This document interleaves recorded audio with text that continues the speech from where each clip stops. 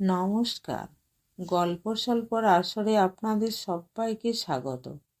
আমার আজকের গল্প অন্তবিহীন অন্তর, সত্য চক্রবর্তী রচনা। গল্পটা প্রেমের কিনা বলা মুশকিল। ঘটনাটা ঘটেছিল আমার স্ত্রীর বান্ধবী অন্তরা রায়ের জীবনের অপরাহ্ন বেলায়। 40 ছুঁই ছুঁই এই ভদ্রমহিলাটির সঙ্গে আমাদের পরিচয় দীর্ঘদিনের। মাঝে মাঝে তার আগমন ঘটে সখী মিলনে। নানান ঠাট্টা তামাশা গল্পগুজবে সময় কাটিয়ে যান আমাদের বাড়িতে। আমি ভদ্রমহিলাকে যতটুকু দেখেছি তা হলো সরল সাদাসিধা গোবেচারি গোছের। স্বামী মেডিকেল রিপ্রেজেন্টেটিভ। বেশিরভাগ সময় তাকে ট্যুরে যেতে হয়। 3টি সন্তান ও সংসার তাকে একলাই সামলাতে হয়। হাটবাজার ও বাইরের কাজকর্ম ও তার দায়িত্বেই থাকে। এহেন মহিলাটি এক সমস্যা নিয়ে হাজির হলেন আমার স্ত্রীর কাছে। 2 সখী দীর্ঘক্ষণ গুরুগম্ভীর আলোচনায় অস্পষ্টভাবে বোঝা গেল ব্যাপারটা সত্যিই গম্ভীর। তাদের ও আলোচনা সমাপ্তি ঘটিয়ে ভদ্রমহিলা কখন যে চলে গিয়েছিলেন তা খেয়াল করিনি। সন্ধেবেলা স্ত্রীকে জিজ্ঞাসা করলাম, সকালে তোমার বান্ধবীর সঙ্গে কি এত আলোচনা হচ্ছিল? স্ত্রী কোনো জবাব না দিয়ে একটু দুষ্টুমি ভরা চোখ নিয়ে আলমারি থেকে একটা নীল রঙের খাম আমার হাতে দিয়ে বলল, পড়ে দেখো, এটা অন্তরা দিয়ে গেছে। আমি খানিকটা অবাক হয়ে জিজ্ঞেস করলাম, এটা কি? আরে পড়েই দেখো না। খানিকটা ইতস্তত করে খোলা খাম থেকে একটা চিঠি বের করলাম। পত্র প্রেরকের নামবিহীন একটা ছোট্ট চিঠি। সুচরিতা সু। জানি না এই পত্র আপনি কিভাবে নেবেন। ভাবতে পারেন আমি একজন নিম্নমানের মানুষ, কিন্তু বিশ্বাস করুন আমি কোনো নিজ মন নিয়ে এই চিঠি লিখিনি।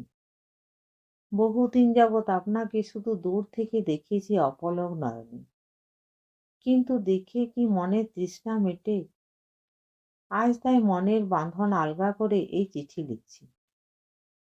আমি জানি আপনি সুখী পরিবারের একজন আদর্শ গৃহিণী, তবুও অনেক আশা নিয়ে আপনাকে মনের কথা জানাচ্ছি।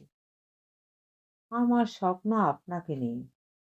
আপনার সব দায়িত্ব আমি নিতে পারলে নিজেকে ধন্য মনে করব। এবারে আপনাকে আমার নিজের কথা জানাই। আমি একজন সরকারি চাকুরি, নিজের একটা বাড়ি আছে, আর বর্তমানে পৃথিবীতে আমি একা। যদি আপনি সব সংস্কার ত্যাগ করে আমার প্রতি করুণা করেন, তাহলে নিজের জীবনের প্রতি একটা মমতা জাগবে। যদিও জানি এ আবদার অন্যায় অরুচিকর, তবুও আমার মনের কথা প্রকাশ করে নিজেকে হালকা বোধ করছি। তবুও আপনাকে কোনো কিছুতে বাধ্য করার অধিকার নেই আমার। সবটাই আপনার ইচ্ছার উপর নির্ভর করছে। বিশেষ আর কি। আজ এইখানে শেষ করছি। আপনার করুণা প্রার্থী। চিঠিটা পড়ে অদম্য কৌতূহলে জিজ্ঞাসু দৃষ্টিতে স্ত্রীর দিকে তাকালাম। কিছু বুঝলে?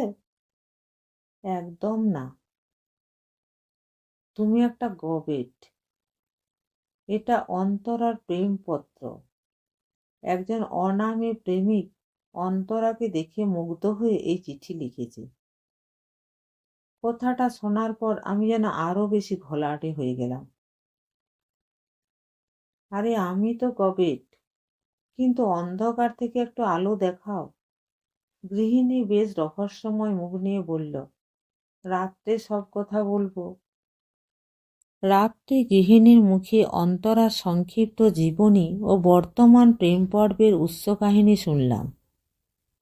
মাত্র 15 বছর বয়সে অন্তরার বিয়ে হয়। বছর ঘুরতেই বড় মেয়ে বুলির জন্ম। এর মধ্যে 25 বছর বিবাহিত জীবনে আরও 2টি সন্তানের জন্ম ও বুলির বাবার পদোন্নতি। সব মিলিয়ে সুখের সাগরে গা ভাসিয়ে চলতে থাকে অন্তরার জীবন। বিধাতা রসিকতায় অন্তরা জীবনে ঘটল প্রেমের মতো অঘটন। বুলি তখন 5-6 বছরে। সেই সময় বাজারে অসাবধানতাবশত একজন ভদ্রলোকের সঙ্গে ধাক্কা লাগে। এই ধাক্কায় বোধহয় ভদ্রলোকটির অনুভূতিতে ঘা দিয়েছিল প্রেমের দেবতা। আর তারপর থেকে বাজারে যখনই দেখা হয়, ভদ্রলোক চোখের দিকে এক পলক তাকিয়ে চোখ নামিয়ে নেন।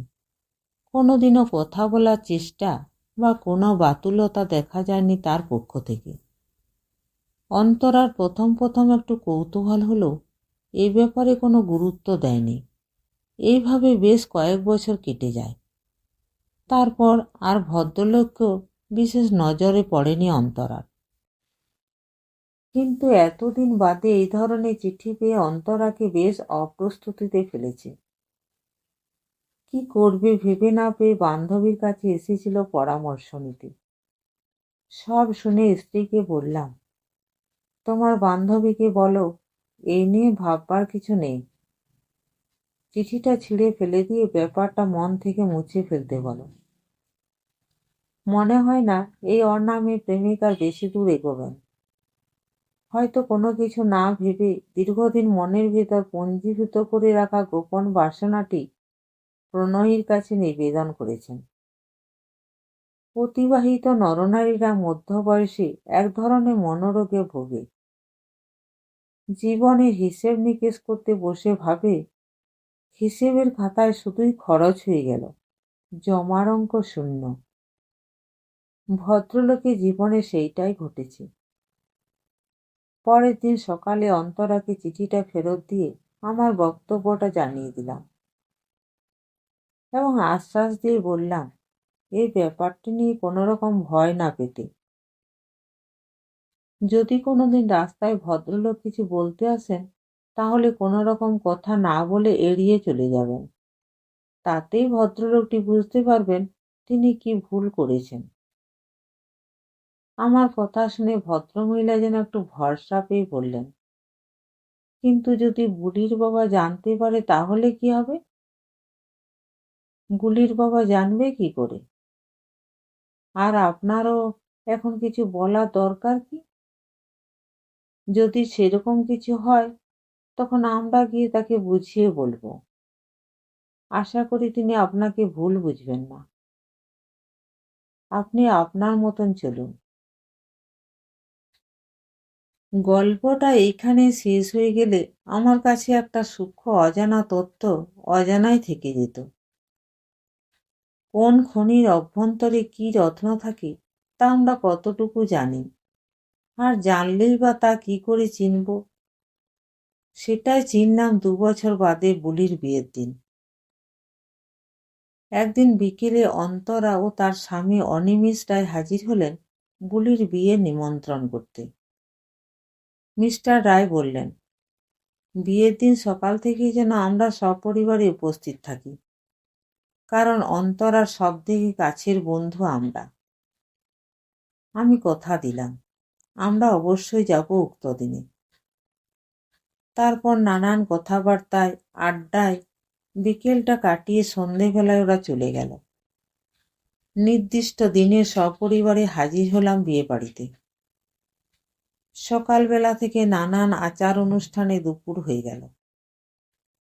মধ্যাহ্নভোজনের পর অন্তরাকে বললাম, অবেলায় খেয়ে শরীরটা কিরকম খারাপ লাগছে, একটু বিশ্রাম নিতে পারলে ভালো হতো। অন্তরা বলল, আপনি আমার সঙ্গে চলুন, ছাদের উপর ঠাকুরের ঘরে অনেক জায়গা আছে, আপনি ওইখানে একটু বিশ্রাম নিয়ে নিন, বলে আমাকে উপরে গিয়ে জায়গাটা দেখিয়ে দিল। ঘরে ঢুকে দেখি একটা ছোট্ট বিছানা পাতা আছে, বোধহয় অন্তরা শাশুড়ি শোয়ার জায়গা। বেশ নিরিবিলি, বিশ্রামের পক্ষে আদর্শ স্থান। আমি দরজাটা ভেজিয়ে দিয়ে শুয়ে পড়লাম। কিছুক্ষণ চোখ বুজিয়ে থাকার পর দেখলাম ঘুম ঠিক আসছে না, অথচ নিচে যেতেও ইচ্ছে করছে না এই হট্টগোলের ভেতরে।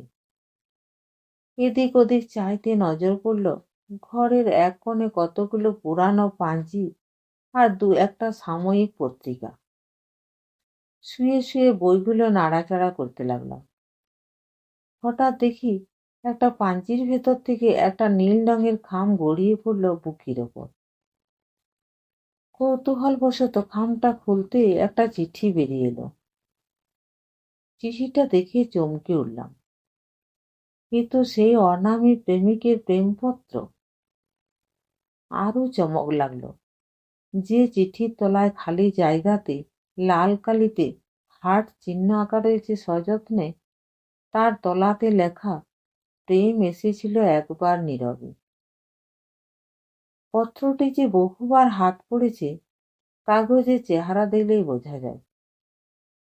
আমার চোখের সামনে থেকে একটা গাঢ় নীল পর্দা ফিকে হয়ে হালকা নীলে রূপ নিল।